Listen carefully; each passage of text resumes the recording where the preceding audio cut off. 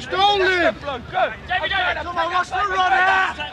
Oh, come on, lads! Oh, he's off and running! No, Charlie, on the outside. Get it! Wilson! Get the bastard! No pain, no gain! Well, am I right or what? Certainly a lot of pain out there, Eddie. What did you win the cup for? Darts? You want to watch it? Someone might break in one night and steal the shelves. Jesus Christ. You wanted to meet in a fridge, you could have met in mine. Just a hiatus while we query the heating bill, Charles. The gas board had taken intemperate action in cutting us off, I think, while we were in dispute.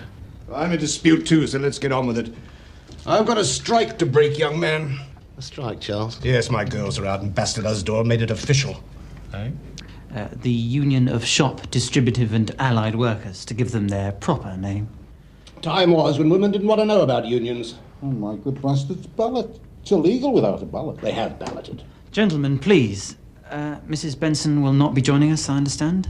Oh, man, if you knew anything at all about football, you'd realise that the manager's only present when the board requests his presence. Her presence, surely. OK, let's kick some shit. We at Lyle, Hewitt and Dobbs have been able to prepare only the briefest of reports, and pretty reading it does not make. We have, as you know, been hindered in no small way by the disappearance of the club's safe. I suppose there's no news of its whereabouts. Right, then. Bearing in mind that this is only an adumbration of the position by Lyle, Hewitt and Dobbs, we shall begin. Unconcerned as we are at Lyle, Hewitt and Dobbs with the circumstances of the dismissal of your previous manager, Mr. Frederick Taylor... Let's just say he was told to get on his bike. The circumstances of his management of the club's affairs, apart from his conduct at the playing side, give rise to cause for concern, if I may enumerate. 1. Give it to us straight. I'm about to. Then don't give us the 10 bob words. Put us in the picture. Gentlemen, you told Fred Taylor to get on his bike. I told him. The fact is that in going, he got on his bike, your bike, your bike, your bike, and your bike. He cleared the bike sheds, gentlemen. What do you mean, young man? As I was about to enumerate, item 1, Fred Taylor was provided with a club house. He's about to get his marching orders from there. And was then sold the freehold for a nominal sum. We did... What? Sold it to him for a nominal sum. Fred Taylor was provided with a club car, a Ford Granada. Renewable, of course, every year he was here. Mr. Taylor always used the local car hire firm, Harris Cars, and billed the club. The Granada, in fact the 3 Granadas he had here, were always sold to him for a nominal sum. Mr. Taylor... Shut up. I haven't finished. Kenneth, is it? Yes, you have, Kenneth. Need we hear more? We can just read the rest of the report, can't we? We know the kind of bastard Fred is, don't we? Mr. David, could you nutshell the position for us?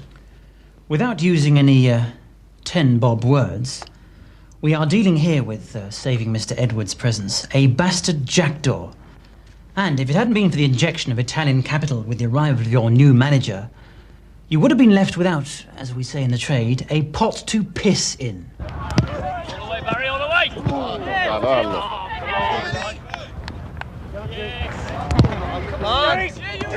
Wilson, go on, will you? What are you doing? Take his legs!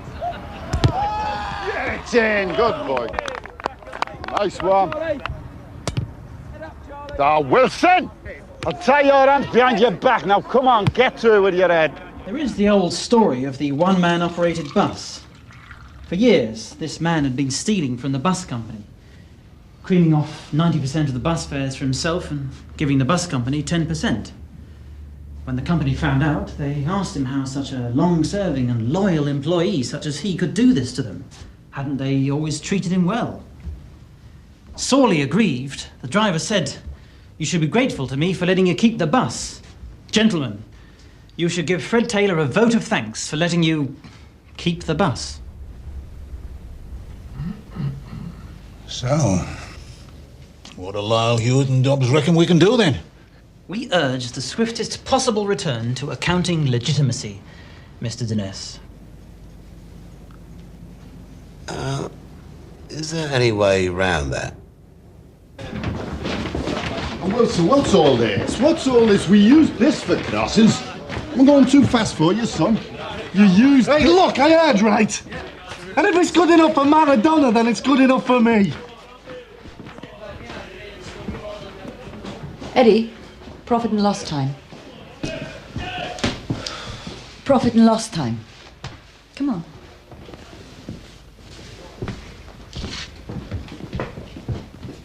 I want your considered opinion. My considered opinion? Your considered opinion of who we've got and whom we don't need. Whom we don't need? Don't piss me about, Eddie. Who have we got who's okay and we can struggle along with? Who have we got who needs to be on his way? Have we got anyone to replace him? And if so, are we looking to be buying? Just look at it as if you were in charge. Come on. Okay. Wilson. He's a fair player, is Wilson. He's got a good turn of speed. He reads the game well, doesn't get caught out often. Skills all right. Needs a bit of prodding now and then. In fact, him and Halliwell is what's kept us together for some time now. You rate him? If we didn't have him, I'd buy him. You'd buy him? If I was in charge. Yeah, other people rate him too. But the question is, if he's so good, why hasn't anyone come from before now? Why hasn't he done better than us? There's been a few inquiries over the years. And? Ask your predecessor. What is it? Does he drink? Is he a womanizer? Who, Fred Taylor? No, Jim Wilson. Oh, him. Oh. No, he's not a womanizer. He likes a drink like normal, like the other lads. He likes a flutter. I don't know. Here we have a player who's been on the verge of international recognition and is still with us. Maybe he lacks ambition. I'll have a word with him. In fact, I'll have a word with each of them, individually. The word's all most of them can manage.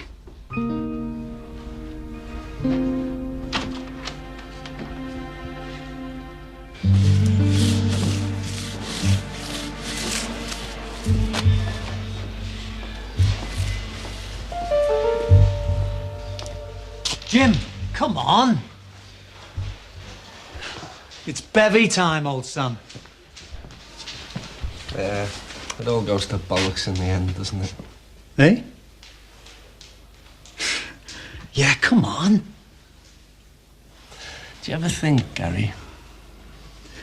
I think it's time we got outside a pint. I mean, think. Do you? Well, don't you ever think that in the end it's all bollocks? Yeah. Yeah, come on, mate. Yeah, bevy time. Yeah, that's the answer, isn't it, Gary? Bevy time.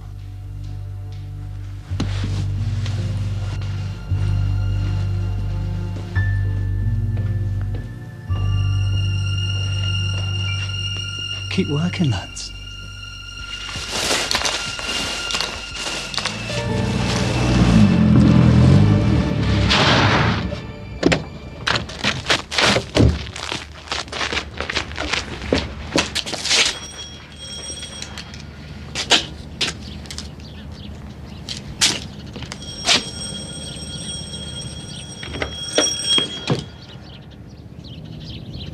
May I come in?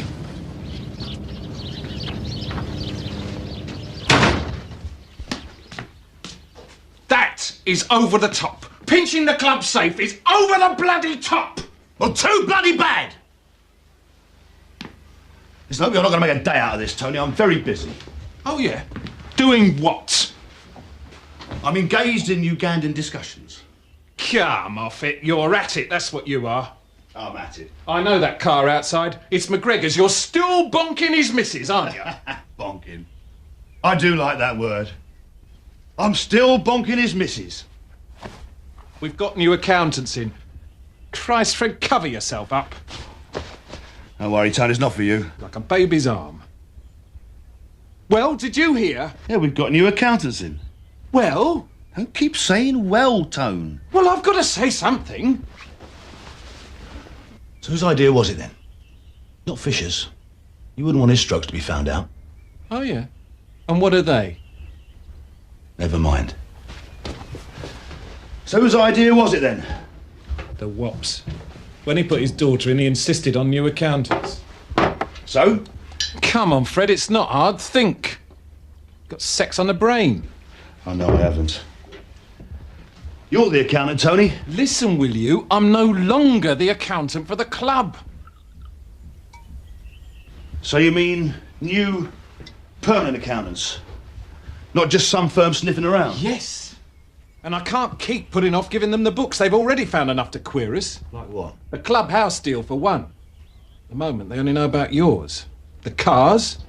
What you're saying, Tony, is your firm's screwed up when you should have been covering up. I did. This firm they got in are crocodiles. You should see this young man this morning. Nose like an anteater. What are we going to do, Fred? Fred, you're going to be much longer. Much longer. That isn't McGregor's wife. It's McGregor's car outside, but that isn't McGregor's wife. Oh, she's here too. Two? Come on, Fred. Oh, hello, Tone. Hello, Mrs. Wilson. Tone? Shameless. Bloody shameless. I want that back in my office tomorrow. I'll return it to the club. I'm asking you to think about what we've said. But I don't hold out much hope. I've always thought you were a dickhead.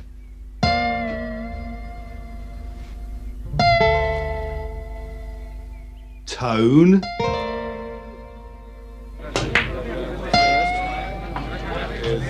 Cross up on the outside. Two eagles jumped over in the middle of the four divisions. Two from each. When was this announced? It was in the paper this morning. I never seen it. Oh, it wasn't in the comic you read. It was Brazilian ace in AIDS scare. That was my story. It was on Radio 4 as well. Well, you've got me again then. What did it say about it? Hello. Racing lost its many charms for you, has it? Piss off. Right. I was just telling Charlie here about the new FA trophy for outstandingly meretricious teams. Oh, yeah. We'll get on with it then. Oh, right. Well, the 8 teams, 2 from each division, who are smack in the middle of the table, play for the trophy at the end of the season. Yeah? Yeah. Well, the teams at the top have got the championship to play for, teams at the bottom got playoffs for promotion and relegation, so the FA figured what of middle of the table teams to play for. Came up with this new competition. What's it called? They were going to call it the Burt Millerchip Cup. Yes! Lovely! I don't believe you. What's that? Burt Millerchip. It's a system of computerised robotics. Japanese, eh? You got it. Of course, they'd already eschewed the Croker Cup. Oh, it's a different game, isn't it? Right. So, they are going to call it the Dalcon Shield. So for middle of the table teams. So if we keep playing the way we are, we're in the chance, don't we? Right. Oh, piss off, Charlie. Go on, piss off. Yeah, you've been lucky. The Dalcon Shield. Something to play for, eh? Oi, lads. You know what we're up for, don't you? The Dalcon Shield.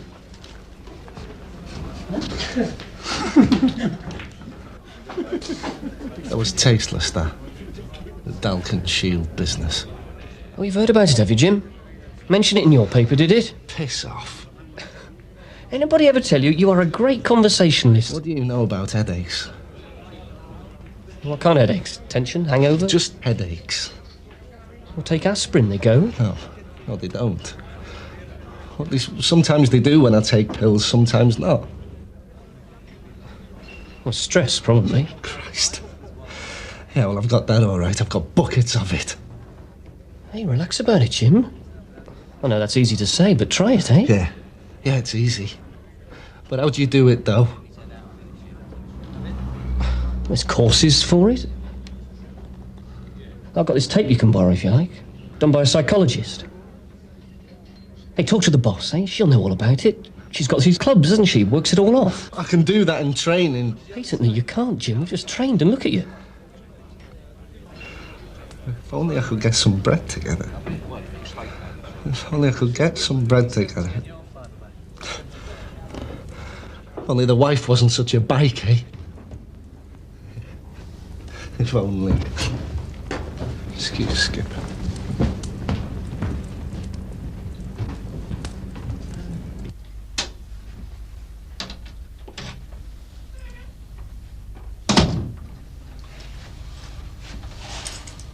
It's only me.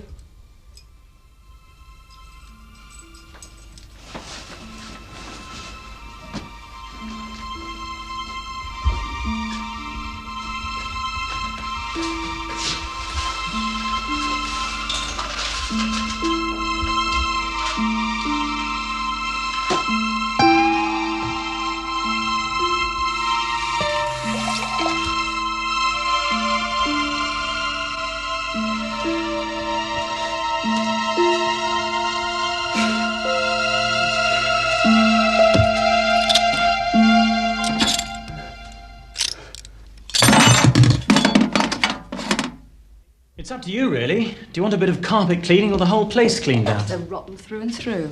It's a bit sweeping, isn't it? Is it? I don't know. What you've just described is fiddling on a massive scale. Not massive, no, just with the club. Though if they've conducted their lives outside as they've conducted the affairs of the club, it does make one wonder. One doesn't wonder where I'm sitting. You see, dictators are rotten through and through. Mass murderers are rotten through and through. This crowd are just directors of a football club. Businessmen, Rotarians and Freemasons, upstanding chaps. With a cut of everything from printing the club programmes to ground redecoration to the selling of club houses to... What else did you say? Yes, in other words, complete and utter bastards. But isn't this par for the course? How so? Well, this is the first football club Lyle, Hewitt and Dobbs has dealt with, but from what little we've managed to glean in asking around the trade, professional contacts and so on, what goes on in your club is not a giant's leap from what goes on in other clubs. Your directors are just not as good at it as others. Good at what? I repeat, good at what?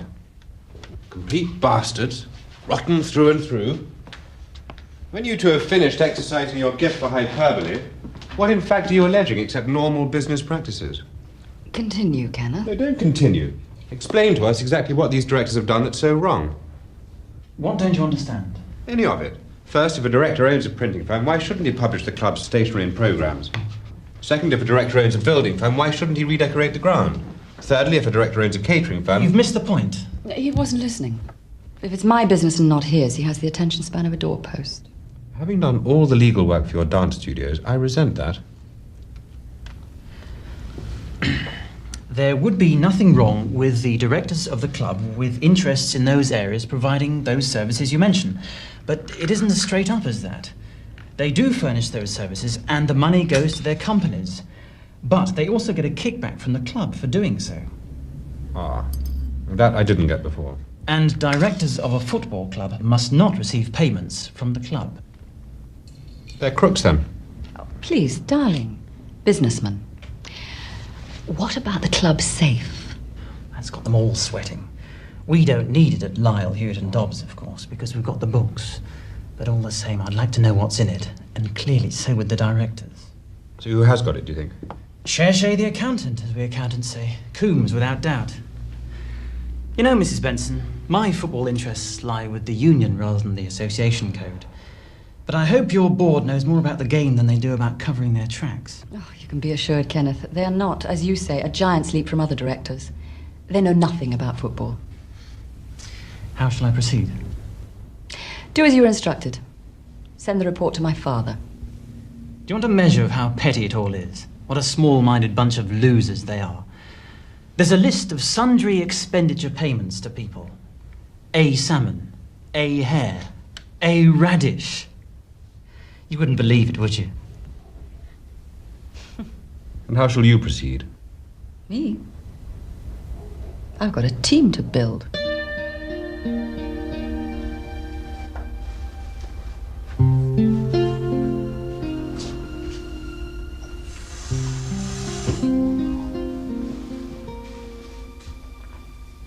What happened to your hand? I cut it. Accidentally, I hope. Yeah. Makes a change from headaches, eh?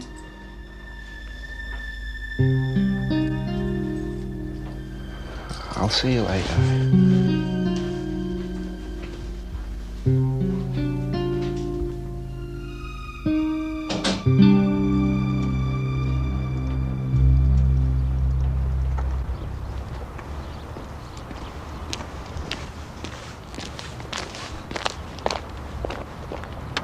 Good morning, Jimmy. Look, I'm trying, Vincent. I'm really trying. Yes, you are, Jimmy. Really trying. I'm fed up. Not half as fed up as I am, Vincent. 7,500, Jimmy. What happens if I don't get it, Vince? I mean, what happens if I don't get it? There'll be tears. What'll you do? Me arms, me legs. Do you want to make a start now, eh? Jesus, man, what do you think I am, the Godfather? Pull yourself together.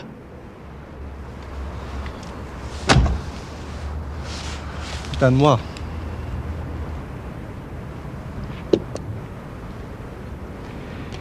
You've got assets, Jimmy. Realise them. You can have them. Take them. It's all bollocks in the end, isn't it? Do you know the story about the England international who had similar gambling debts to you, Jimmy? No, but I'm sure you're going to tell me. 10 grand he owed. He couldn't pay. But the bookie got some lads to burgle his house. Pinched all his medals, caps, cups, the lot. All his mementos. So how did the guy pay? He went to the club and told him he was in stuck, and could they lend him the dosh. They came over all righteous and told him to piss off. But the manager was sympathetic. So the player got him to sell him, picked up the 5% transfer fee, paid off the bookie, and bingo, everybody's happy. But I can't ask to go on the transfer list, Vincent, because you don't get a cut of the fee if you ask to leave. I know that, Jimmy. But you can get this tart in charge of you, can't you? Put it to us if you'll play base, put you on the list. Much against your will, of course. Heartbroken at the prospect of leaving the club. The wonderful fans, etc. But you get the picture. Yeah, I get the picture. You want to cheer up. Sure. Hey! Do you want a lift? No thanks, Jimmy. I love walking. Let me know how it goes. Remember, there's an answer to every problem if you put your mind to it. No kidding.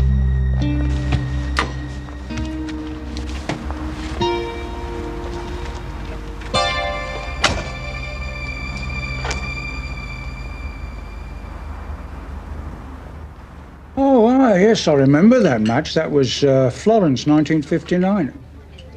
You couldn't remember that, though. No, I was only 7 at the time. Yeah, so why do you ask then? It was a club friendly. Only Manchester United and Wolves had played European sides up till then. And us. And you. You took some stick in that game. Well, it's the job of a centre-forward to take some stick. Hey, young man. Yes, sir. Want 2 medium grilled sirloins, no potatoes, 2 salads and no dressing. You're used to ordering, aren't you? Ordering, of course, in the wider sense. Oh, yeah, well, I mean, look around you. I know this place, you don't. Looks like you got 3 stars in the good salmonella guide, doesn't it? Yeah. Steak and salad's about the only thing they can do here. Yeah, yes, I took some stick. Mm-hmm. And you handed some out. You nearly caused a riot, didn't you? When you did that right back, the referee had to call the captains together. You have been doing some historical research, young lady. You gave that right back some mouth. Yeah. Oh, well, yeah, well, I had to talk to him. He was all over me. I said to him, now, listen, Pedro, you pull my shirt once more and you and me will be having words. We'll be sorting this out with the gloves on after the game. Of course, he didn't understand our lingo, but, well, he soon got the message. He did understand your lingo. What? He did know your lingo. He does know your lingo. And his name is Paolo, not Pedro. He's my uncle, Paolo Rebecchi. He's never forgotten that day. But the way he remembers it is you kept backing into him and treading on his feet. And when you'd done it once too often, he grabbed you by the shirt front and you said, "Now look, bastard face, you stay away from me or you'll be carrying your balls home in a bag." You have got a very vulgar tongue on you, young lady. Paolo thinks very highly of you. He thinks that you and Don Revy were the only modern centre-forwards in the English game. He thinks it was a tragedy that injury forced you to give up. I share his opinion. Oh. Yeah, well, he could play a bit, your uncle. Oh, he could indeed. So, you want a lad of mine, do you? Mm-hmm. For my lad, and a cash adjustment. Oh, Wilson's got no heart. He's a symptom of the disease that's affecting your team. He can play a bit, but then his head drops and he hides. Why should I want him? Okay, why should you want him? You know, I have a saying. Nothing in football ever surprises me. But you did. When you got that job, that surprised me. Do you know, I nearly rang you up when I got it. Oh? To ask your advice. Do's and don'ts of management? Oh, I'll give them to you now. What? 1. All directors are stupid. Don't talk football with them except in the most general terms. Thank you. Yeah. Keep them away from training pitches and dressing rooms. 2. All players are stupid. Keep your team's talks very, very simple. Any boozers or whoremongers get shot. Don't let them talk to the press. 3, get yourself a lawyer, not an agent. They get 10% for an out. 150 quid for photos of you with the team, 500 for your as told to column. My what? Your as told to column in the press. 10 minutes a week natter with the reporter. All reporters, by the way, are bastards. That's on the local paper. 1,000 for your national dailies, all in Reddies. 4, make up your mind and stick to it, even if events prove you wrong. Now, you want a good player of mine for Wilson. Well, I could take him off your hands. If you got a game with me, I've got players that'll come for him, which you haven't. He couldn't take the ball off my mother, but he can play a bit. So, what are you offering? Wilson and 250,000 for Marshall. And? And what? What do I get? Just a minute. Are you saying that... In Reddies. Oh, Gabriella. Oh, do you mind if I call you that? My missus goes to one of your studios. She's fit as a flea. Gabriella, if I give you my rule number 5, it's all about money. Whatever you do, make sure you get the money.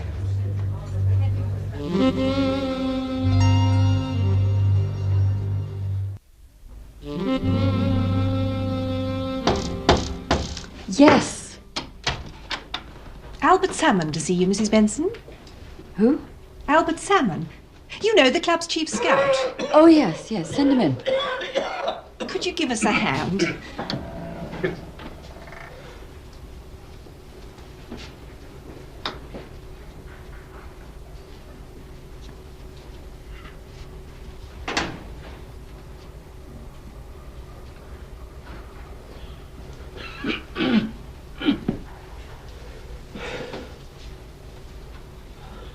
I'm known as...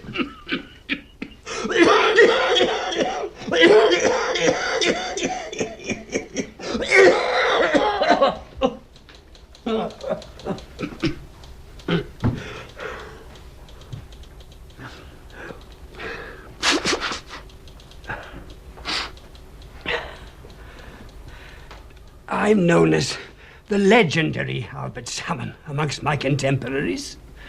I discovered Charlie O'Keefe, Tony Morris, and that college pudding Keith Nichol for this club. Yes? And I'm still at it. I'd die for this club. I believe you. But I don't know you. So I thought I'd come and have a look. Thank you for coming. Right. I've looked. Now, I want to know, do I still get my 20 quid a week? 20 quid a week? Yeah. That's what your predecessor paid me. You're a salmon. Tell me, is that a hare and a radish? Tony Hare and Tony Radish, not Radish. We're all scouts. But I'm the chief. And you all get £20 a week? 20 quid. I've got expenses to meet. I go all over the country for this club. How? Well, they never match the club's valuation, I suppose. Oh, come on, Jim. Nothing against you, but we're not near Rushland here. You could have been bought very reasonably at one stage. I know that. Expensive, but reasonable. I know of 2 clubs that wanted you. You didn't want to go? Who says? I'm asking. Oh, I'd have gone. What happened? I'd still go. So? So no one ever matched Fred Taylor's valuation of me. Oh, that's right. Fred Taylor's valuation. Which was the club's price plus Fred Taylor's price, right? If you say so. So if you didn't get anywhere with Fred Taylor, why didn't you go to the chairman? Oh, Mr. Fisher. Oh, I see. Do you? I'd still go. Would you? Yeah, well, I wouldn't want to, of course. No, I'm settled. We're settled. And I've missed the club. The fans like. What? But if I didn't fit in with your plans, I'd go. You're a deceptive player, Jim. You deceive. Thanks. No, don't get me wrong. You've got the skill, you've got the pace. You read the game well, and you're thought a lot of. Great. But not by me. And that's what counts. You lack something, Jim. Call it heart. Whatever, but you don't have it. Hey, look, no one ever said I've got no bottle. Jim, you're not listening. I didn't say you'd got no bottle. I said you lack heart. That's different. I've watched you. When things go wrong out there, you go missing. Look, I don't hide. You don't do anything. You don't shout. You don't run after the ball when it goes out. You don't G people up. Gary's the captain. Oh, it's up to him, is it? Well, isn't it? Charlie shouts. Tony shouts. You're not going to tell me Coughlin doesn't shout. Yeah, well, I play. Because that's what I'm paid for, not for shouting. It's all part of playing, Jim. That's what I'm trying to tell you. Well, so where does all this leave me then, boss? When I get someone better, you'll go. Someone better? Oh, so you're not saying I'm rubbish then? Oh, Jim. If I thought you were rubbish, I wouldn't even bother to talk to you. So I'm on the list, official? Yes.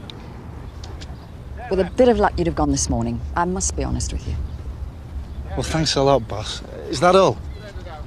Yeah, that's all. Why? I wanted to see what he was like. Fred Taylor. Are you going to give me a hand? Why that bastard? Because I like it and he was there. Correction. I love it. And he happened to be there. Happened to be there? It was his house. Not there, at the game I was at. He didn't just happen to be at a game. He was supposed to be. He was the bloody manager. Are you going to give me a hand? Or what?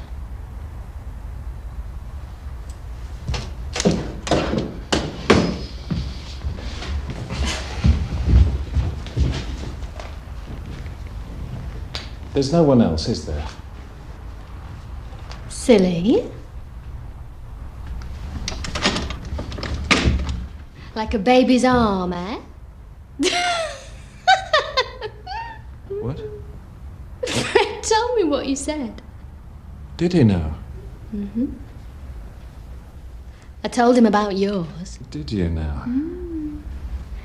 He was well chuffed when he found out that you weren't in the big league.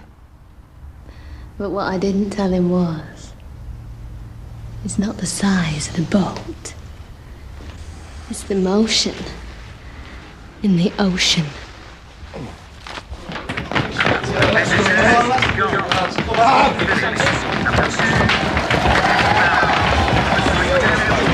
I've just found out why Wilson's picked up so much. Right. You've put him on the bloody list. Our best player, and you put him on the bloody list. I'd rather play Albert Salmon if you want to know. He'd die for his team. Wilson wouldn't. Come on!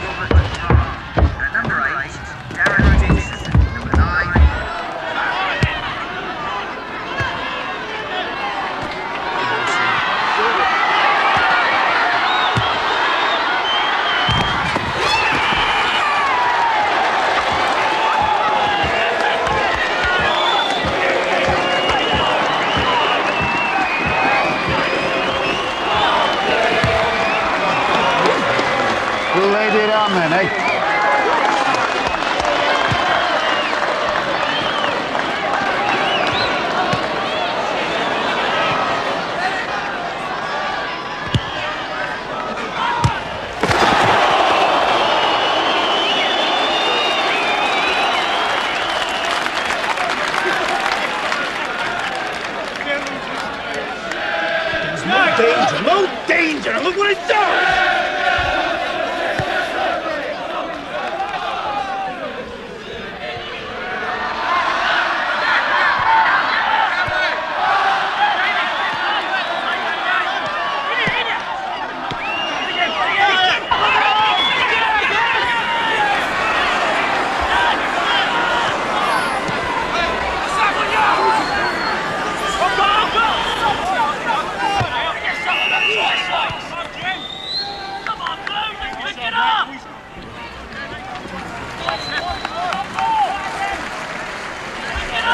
Get him off there, dude.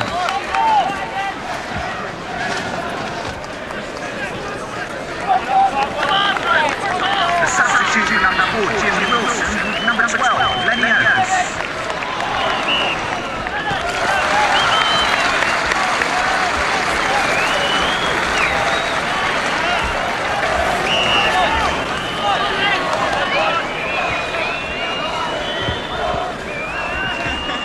What's the matter with you? 1 minute you're playing a blind, and in the next minute... Headaches! Your headaches!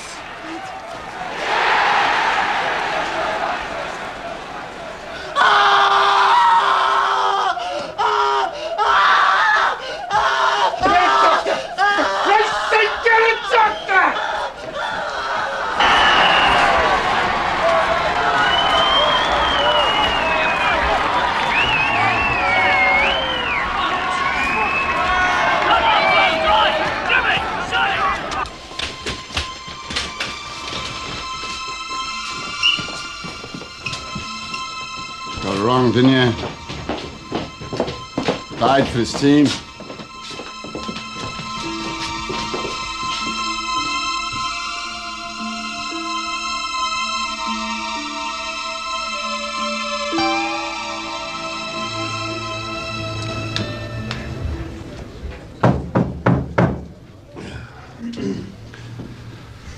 I haven't got much to add to the eulogy Eddie gave at the church. Anything else would be inadequate, if not inappropriate. Jim Wilson, smashing player, smashing husband, smashing man. Enough said. Ladies and gentlemen, to Jim. God bless him. Jim. I mean, what happened? I mean, nobody said. It was in the paper. The post-mortem was in the paper. He died with his boots on. That's all it said in mine. On something about his head. He died from a berry aneurysm. Something he ate, eh? Not berry. Berry aneurysm. A rupture of an artery in his brain. You can't catch it then? It's a very rare condition caused by a tumour. It won't happen to you, Charlie. Christ. Poor Jimmy. All that talent and then this. He told me about his headaches. I told him to take aspirin. He knew it was something else, though. Told me he was too scared to go to the quack. He knew it was something serious. Day of the match, he said to me, Keith, he said, I'm shit scared. Never had any luck, did he? The way he used to bet on donkeys. And Fred Taylor wouldn't let him go. And then he goes and marries that cow. It's funny, isn't it, how people always tell you to cheer up because your luck's going to change. Yeah, well, Jimmy's didn't. Poor Jimmy, eh?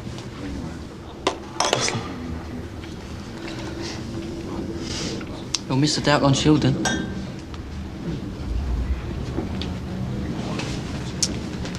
Shit. I hate these occasions too. Yes. Poor Jim. I ought to get in touch with Ben Thompson, see if he'll take a straight cash deal. What am I talking about? Of course he'll take a straight cash deal. Who's that? Dunno. One of Jim's mates, perhaps.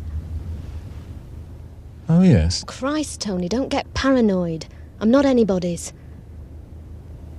What about the money? Nothing. I told you, the club's insurance on Jim comes to the club. You get whatever he was personally insured for and maybe whatever the PFA scheme is. What is that? The Professional Footballers Association. I don't bloody know. It'll be all right. Now, come on, out you get. There's a good girl. I'll call you. When? When I call you. You know how it is.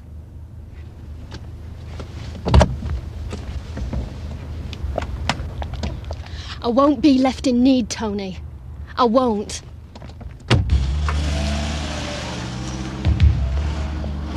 I'm very sorry, Mrs. Wilson.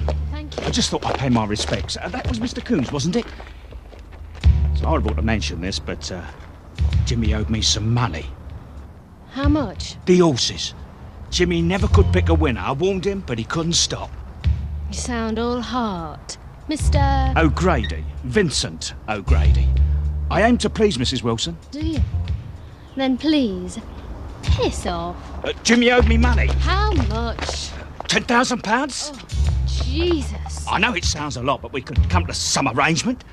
Some arrangement? Yes, we could start by going inside. I'm sure you need to sit down and I'm frozen out here. Jimmy owed you this money from gambling. Now, am I right or wrong? If he couldn't pay you, you couldn't have taken him to law, could you? Gambling debts aren't recoverable. So what were you going to do with him, Mr. O'Grady? I was going to remonstrate with him, Mrs. Wilson. Most strongly. I thought so. Nothing. And with me, that means double nothing.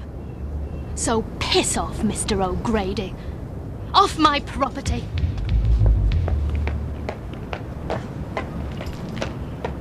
She rang me up. I hope you gave her the bum's rush. She's panicking. She says some gangsters were into Jimmy for an arm and a leg, and now they want her to do the decent thing and cough up. Anthony, why is she calling you? She wants to know if we can help her. What shall we do? What's an arm and a leg worth? 15,000, she says. Bollocks. Wilson was into a tow rag named O'Grady for 7 or so, tops. Are you sure? Of course I'm sure. You've been given her one, haven't you? Please, Martin. Fred Taylor was giving her one. I thought he was Bonky McGregor's wife. And Pauline Wilson. Hell. You seen the dickhead, have you? How is he? Fallen on his feet. How? Some foreign team after him. He's having discussions with them, he says. Oh, where? Uganda. Uganda? That's what he says. Nah, not Uganda. You can bet your boots he's having you on. Portugal, Greece. Somewhere like that, probably.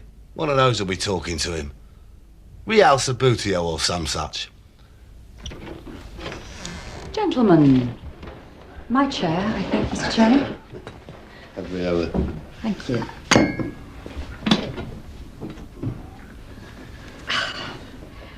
I hope you've taken the opportunity to take another look at our assets. The players, Mr. Coombs, of course. Now, sadly, we have to replace one. But then I would have replaced him anyway. Replace Jim Wilson? One of our best players? One of your best players, Mr. Chairman. One of my predecessor's best players, but not one of mine. They didn't figure in my plans for the team, and he knew it. He knew it? Yeah, I told him. As soon as I had a better player, he was on his way. You may have hastened his end. Oh, of course, I forgot. You weren't at the post-mortem, were you, Mr. Deputy Chairman? So, of course, you couldn't have heard. What hastened Wilson's end was 1,000,000 to 1 thing. I wasn't there because I was busy retrieving the club safe. As a mark of respect.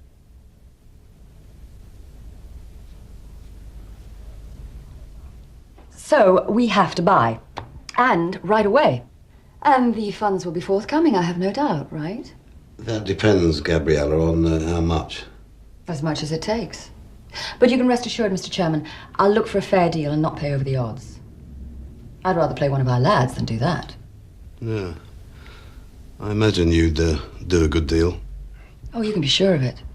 But what I mean is, I pay the price a club asks to the club, and nothing to anyone else. No kickback to any manager or any director. Then you'll end up with Douglas Barder. I don't think so. There are a few good people in the game. Everyone knows who they are. I'm surprised you don't. Name one. Well, supposing I were to name those managers and directors who take a cut from transfers. Or who stop a player leaving a club because the buying club won't meet the manager's or the director's private requirements. But that's illegal. Yes. And if I am approached with such a deal, I shall immediately report it to the League and the FA. Is that all? Until I come to the board for the money for the player I want, yes, Mr. Deputy Chairman. Look, I hate all this Mr. Chairman, Mr. Deputy Chairman stuff. I mean, whatever happened to Martin, Tony and Gabriella all of a sudden, eh? Good day, Mr. Chairman.